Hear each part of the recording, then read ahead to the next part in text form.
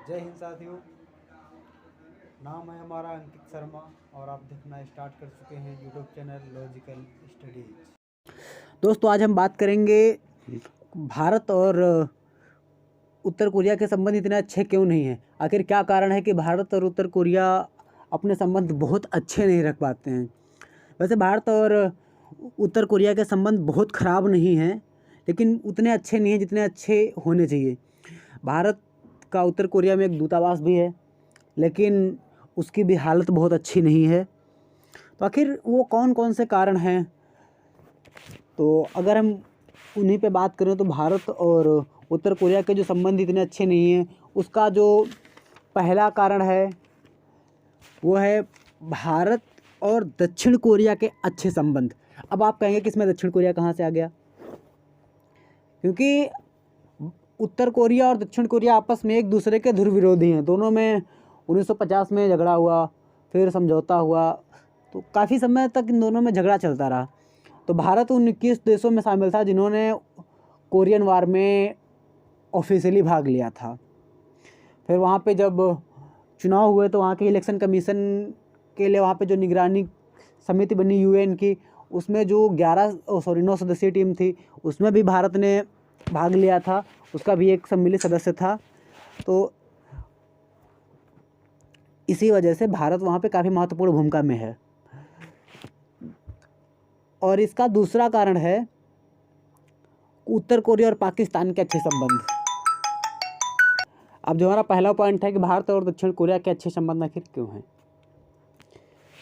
पहली बात तो दक्षिण कोरिया एक विकसित देश है और एक ऐसा देश है कि कई मामलों में दक्षिण कोरिया पर अमेरिका, रूस और चाइना जैसे विकसित देश इस पर निर्भर हैं। आखिर वो कौन कौन से क्वालिटीज़ हैं। तो पहले है तो दक्षिण कोरिया एक बेहतरीन अर्थव्यवस्था वाला विकसित देश है जो भारत को तकनीकी रूप से बहुत ज़्यादा सपोर्ट करता है। सैमसंग और हुंडई जैसी कंपनियां इसकी भारत में काम कर रही हैं, व्यापार कर रही हैं। अब आप कहेंगे कि तकनीकी रूप से भारत को चाइना भी सपोर्ट करता है, लेकिन चाइना और सैमसंग में एक फ़र्क है। चाइना अपना माल चाइना में बनाता है, तो वहाँ पे चाइनीज़ लोगों को रोज़गार मिलता है, उसमें भारत के लोगों को रोज़गार नहीं मिलता है। बस भारत के लोगों को उतना ही रोज़गार मिलता है कि वो चाइना से जो सामान आता है उस पर झाड़ू वाड़ू मारते हैं, सफाई करते हैं, दुकानों में रख के बेचते हैं, सेल्समैन वगैरह बस। लेकिन जो सैमसंग वगैरह कंपनियाँ, हुंडई वगैरह हैं, ये सिर्फ़ और सिर्फ वो दक्षिण कोरिया से तकनीकी लेके आती हैं, बस टेक्नोलॉजी लेके आती, तकनीकी रूप से जानकारी लेके आती हैं, वो भारत में अपनी सामानें मैन्युफैक्चर करती हैं। इसका एक एग्जांपल है कि सैमसंग ने अपना एक बहुत बड़ी बिल्डिंग 1 साल के अंदर बनाई है नोएडा में, और वो बिल्डिंग कहा जाता है कि अगर दक्षिण कोरिया में होती तो 4 महीने में बन जाती। और भारत में अगर कहीं सरकारी रूप से अगर वही बिल्डिंग बनाई जा रही होती तो कम से कम 15 से 20 साल लग जाते हैं। इतनी बड़ी बिल्डिंग बनाई है, वो भी 1 साल के अंदर। दूसरा, पनडुब्बी और शिप निर्माण के मामले में दक्षिण कोरिया पर अमेरिका, ब्रिटेन, चाइना और जापान जैसे विकसित देश निर्भर हैं। यहाँ पे एक अपने भारत में एक कार निर्माता कंपनी है दक्षिण कोरिया की, हुंडई जबकि एक कार निर्माता कंपनी है, उसने भी अब शिप निर्माण करना प्रारंभ किया है और कई देशों में शिप बनाती मिली भी है। जो सैमसंग है ये मुख्य रूप से दक्षिण कोरिया की एक रियल इस्टेट कंपनी है। रियल इस्टेट मतलब जो बिल्डिंग बनाते हैं, खरीदते हैं, वो कंपनी है। इसका सिर्फ और सिर्फ 2% हिस्सा मोबाइल के क्षेत्र में, बाकी ये रियल इस्टेट की बहुत बड़ी कंपनी है, दिग्गज कंपनी है।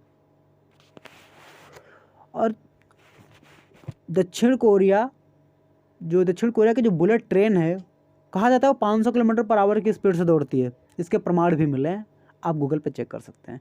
और जिस वक्त भारत में 3G और 4G पर लोग झूल रहे हैं, अभी भी भारत में 3G और 4G चल रहा है, 5G तो अभी तक नहीं आया, लेकिन आज से काफ़ी समय पहले साउथ कोरिया 5G पर पहुंच गया था। और प्लास्टिक सर्जरी के मामले में रूस और चीन जैसे लोग, जापान जैसे देशों के लोग भी साउथ कोरिया जाते हैं, वहाँ पे अपने लोगों का इलाज कराते हैं। यहाँ के डॉक्टर्स जाते हैं। और भारत के भी, अगर मैं रूस और चाइना, जापान जैसे देशों की बात कर रहा हूँ, तो उसमें भारत अपने आप सम्मिलित हो जाता है, क्योंकि भारत की भी मेडिकल टेक्नोलॉजी उतनी अच्छी नहीं है। इन जैसे देशों के लोग वहाँ पे जाते हैं, अपने डॉक्टर्स को भेजते हैं वहाँ पे। और एयरलाइंस जो अटेंडेंट होते हैं वहाँ पे, वो उनकी ट्रेनिंग सेंटर के लिए अमेरिका जैसे देशों के लोग भी साउथ कोरिया जाते हैं। इवन भारत के भी जो अटेंडेंट होते हैं वो भी दक्षिण कोरिया में जाके ट्रेनिंग लेते हैं। और कहते हैं कि दक्षिण कोरिया रोड ऑर्गेनाइजेशन, सड़क वगैरह के मामले में भी बहुत अच्छी टेक्नोलॉजी से लैस है। और एक अगला पॉइंट कि दक्षिण कोरिया ने जब जब यूएन में उत्तर कोरिया के परमाणु कार्यक्रम को लेकर आवाज़ उठाई है, भारत ने हमेशा दक्षिण कोरिया का साथ दिया है। इन वजहों से और भारत और उत्तर कोरिया के रिलेशंस बहुत अच्छे नहीं रहते। और अगला है कि उत्तर कोरिया और पाकिस्तान के अच्छे संबंध। कहते हैं ना, पानी से पानी मिले, मिले कीच से कीच, साधु से साधु मिले, मिले नीच से नीच। मतलब पाकिस्तान के लोगों को क्या करना है, उन्हें सिर्फ खैनी बना के खाना है और बोटी काटना आता है और कुछ नहीं आता। पाकिस्तान ने जो कि अपना न्यूक्लियर परीक्षण किया था, भारत के परीक्षण करने के कुछ ही दिन बाद उन्होंने अपना परीक्षण कर लिया था। लेकिन उन्होंने जो परमाणु परीक्षण किया था उसका सारा का सारा माल, जो भी लॉजिस्टिक सपोर्ट होता है, वो सारा कुछ उन्होंने उत्तर कोरिया से लिया था। उनका कहा जाए तो परमाणु कार्यक्रम एक तरीके से दुनिया की नज़रों में छलावा था, और छलावा से बढ़ के कुछ नहीं था। और परमाणु जो टेक्नोलॉजी है उस मामले में पाकिस्तान हमेशा से उत्तर कोरिया का साथ देता रहता है। इवन अभी बहुत जल्दी, कुछ समय पहले ही, पाकिस्तान का एक वैज्ञानिक उत्तर कोरिया को परमाणु तकनीक साझा करते पकड़ा भी गया था। और उत्तर कोरिया भी पाकिस्तान को सपोर्ट करता रहता है। उत्तर कोरिया का भी 1999 में एक शिप था जो कि भारत की नेवी ने पकड़ लिया था, वो पाकिस्तान जा रहा था, जिसमें मिसाइल के जो कंपोनेंट होते हैं उनके साथ ही कुछ ब्लूप्रिंट भी थे जो कि टेक्नोलॉजी के थे। और कश्मीर मुद्दे पे भी उत्तर कोरिया हमेशा से खुल के पाकिस्तान का सपोर्ट करता रहता है। इन वजहों से भारत और उत्तर कोरिया के जो रिलेशंस हैं बहुत अच्छे नहीं रहते हैं। मुझे लगता है आपको ये लॉजिक समझ में आया होगा।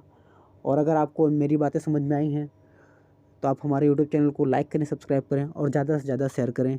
हम आपको और भी जानकारियाँ ऐसे लेके आते रहेंगे और बताते रहेंगे। मुझे फॉलो करें टेलीग्राम पे लॉजिकल स्टडीज़ के नाम से, और फेसबुक पे हमारे पेज को लाइक करें लॉजिकल स्टडीज़। Thank you.